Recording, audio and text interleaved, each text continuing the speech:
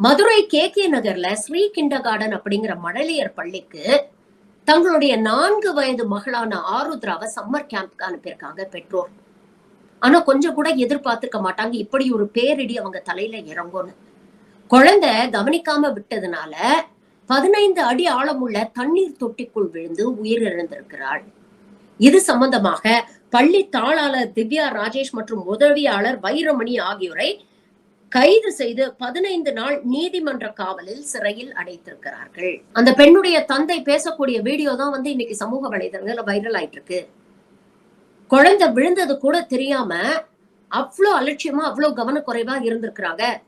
இறந்த பிறகுதான் இறந்த குழந்தையை கண்டுபிடிச்சு கொண்டு போய் ஆஸ்பத்திரியில சேர்த்திருக்கிறாங்க. அதுக்கப்புறம் தான் பெற்றோருக்கு தகவல் தெரிவிச்சிருக்கிறாங்க. இன்னைக்கு அந்த பள்ளியோட உரிமத்தை தமிழ்நாடு அரசு ரத்து செய்திருக்கிறது. குழந்தைங்களை இந்த மாதிரி பிரைவேட் ப்ரீ ஸ்கூல்ஸ்ல கொண்டு போய் சேர்க்கும் பொழுது முதல்ல சேஃப்டி ப்ரிகாஷன்ஸ் எல்லாம் இருக்கா, அதெல்லாம் சரியா ஃபாலோ பண்றாங்களா அப்படிங்கறத 1க்கு 2 தடவை பெற்றோர் தயவு செஞ்சு கன்ஃபார்ம் பண்ணிக்கங்க. குழந்தை ஆருத்ராவை இழந்து வாடும் அந்த பெற்றோருக்கு ஷர்மிளா டாக்கீஸ் சார்பாக நமது ஆழ்ந்த இரங்கல்களை தெரிவித்துக் கொள்கிறோம்.